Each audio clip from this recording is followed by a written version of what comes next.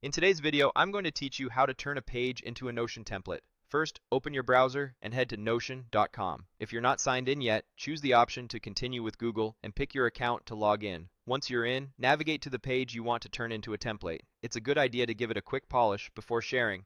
Remove any private details, replace sensitive examples with placeholders, and tidy up headings so anyone duplicating gets a clean, ready-to-use version.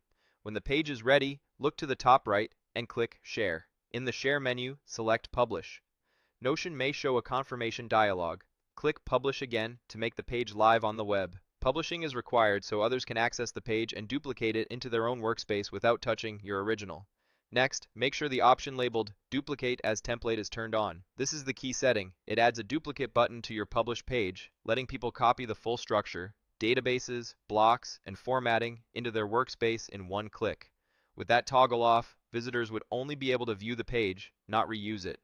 Also confirm that Discoverable on the web is turned on. This helps people find your template through search if you want it to be broadly available, such as in articles or directories. You can always come back to the share settings later to adjust this visibility if your needs change. With those settings in place, click Copy Site Link. This copies the public URL to your clipboard. Share this link anywhere you like, in documentation, a message, or a post.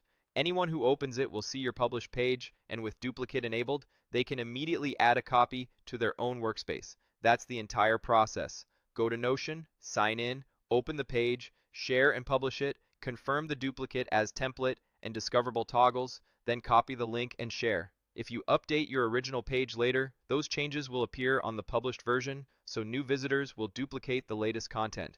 And if you ever need to change access, you can return to the share settings to adjust or unpublish. You now have a clean, shareable Notion template that others can duplicate with a single click. Thanks for watching, and happy templating!